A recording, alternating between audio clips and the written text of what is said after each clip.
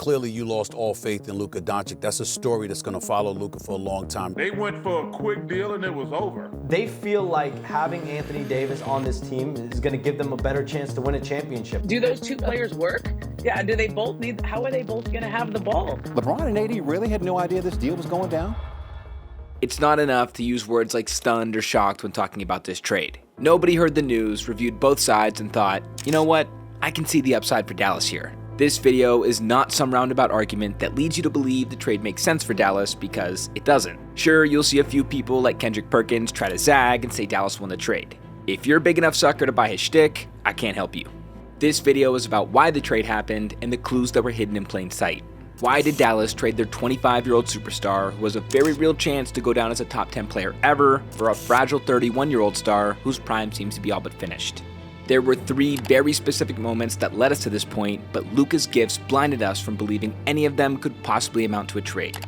The first of the three came in the spring of 2024.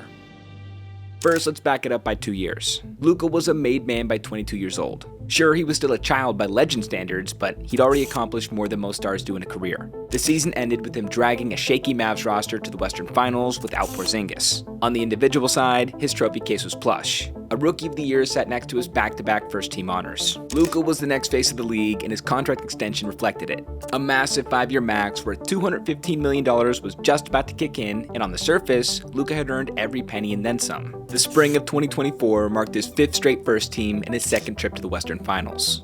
What followed was the first key clue, though. Luka had just played the hero role after annihilating a very talented T-Wolves team who was heavily favored. The Mavs took a moment to celebrate in the locker room. Luka leaned against a wall with a smile on his face, his father by his side, and a cold beer in his hand. The moment was pure, but only for a few seconds. Assistant GM Michael Finley decided enough was enough. He very casually snatched the beer from Luka's hand, crushing any and all vibes. All Luka could do was shrug, but the look on his face didn't scream, "Wow, I'm shocked. What was that about, Michael Finley?" It was more like, "Seriously, man, I know we talked about this, but I just destroyed Ant and ripped out Gobert's heart. We won in 5, and we're headed to the finals. Give me a break, and let me enjoy a beer with my dad." In reality, Finley's move was nothing new, it was just caught on camera. For years, the Mavs implored Luka to take a more professional approach to his conditioning. There's no hiding his weight gain over 6 years in Dallas. It's been beyond obvious for years, but recent reports indicated he's pushing 270. If true, which by the looks of it certainly seems like it could be true, it would make him the 7th heaviest player in the entire league. This is where GM Nico Harrison enters the equation. Before rising to Mavs GM, Nico was an exec at Nike for 19 years.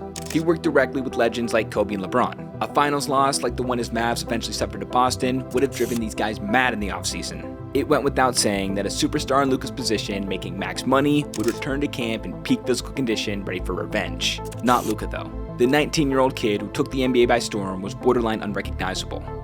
Here he was then, and here he is now. It's not like this crept up on anyone, especially not the Mavs, but the side-by-side is shocking.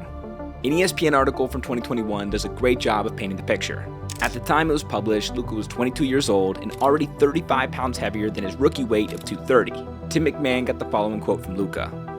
"I had a long summer. I had the Olympics, took 3 weeks off, and I relaxed a little bit. Maybe too much. I've just got to get back on track." The Mavs have been on his case for years. They've begged him to eat healthier, but the only piece that's changed is the injury list. Dallas believes Luka's not-so-professional approach is finally catching up with him. Instead of showing up in the fall in peak form ready for revenge, he's missed the last 2 training camps.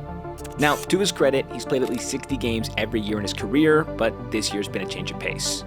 It's very unlikely he'll reach the mark, as a strained calf has held him out of the last 18 games and counting. The second clue was less subtle, but also came during the 2024 playoffs.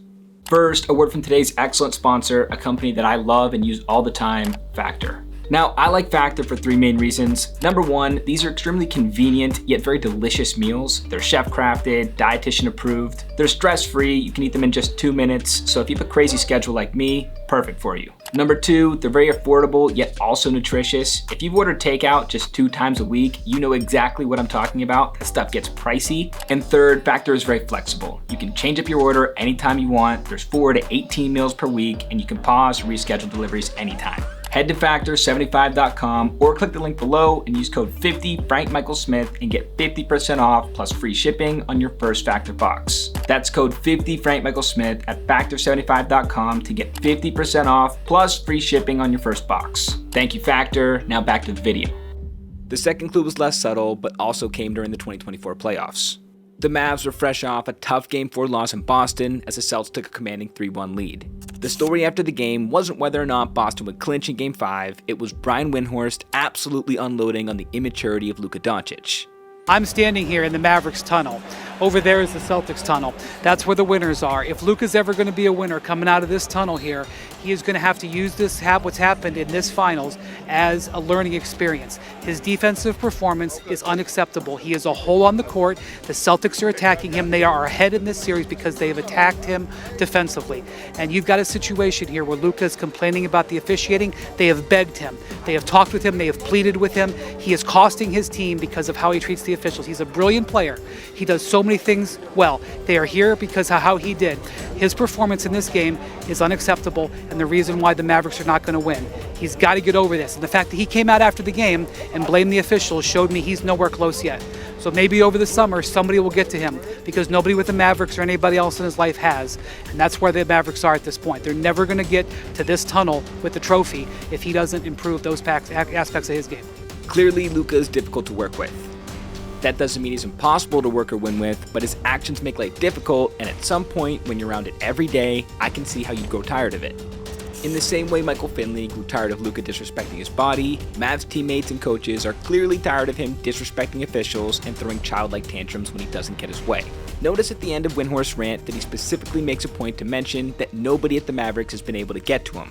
There's very few guys in the inside like Windy. Make absolutely no mistake about it, this was a clue that inside the building, the Mavs are becoming increasingly impatient with Luka. You can trace almost anything back to money. This goes for life, not just sports, but the Mavericks aren't making it too tough to read between the lines here. Mark Cuban selling the Mavs to the Adelson family in late 2023 was our third clue. Cuban is nothing like the Adelsons. He was on record stating, if I had to choose between my wife and keeping Luka on the Mavs, catch me at my lawyer's office prepping for a divorce. The Adelsons are casino people, and casino people care about the bottom line. For NBA owners, the most important number when it comes to the bottom line is the tax line. This season's tax line is $170.8 million, and as you can see, the Mavericks are right on the edge. It's not by accident that they're $500K short of sending the league an extra check. Being a tax team is a gigantic commitment. It's horribly expensive, especially if you pay it year over year. The repeater price quickly spirals out of control. Look at Phoenix. As if their league-leading $216 million salary wasn't high enough, they're sending the league an additional $164 million in tax payments. Immediately following the trade, Dallas acknowledged that they had a huge decision coming this summer. Luka's 7 years of NBA experience combined with his personal accolades made him eligible for the Supermax extension. It's 35% of the salary cap, and the numbers are silly. For Luka, the price tag would have been $345 million over 5 years. The final year of that deal would have paid Luka a whopping $77 million. It was decision time for Dallas.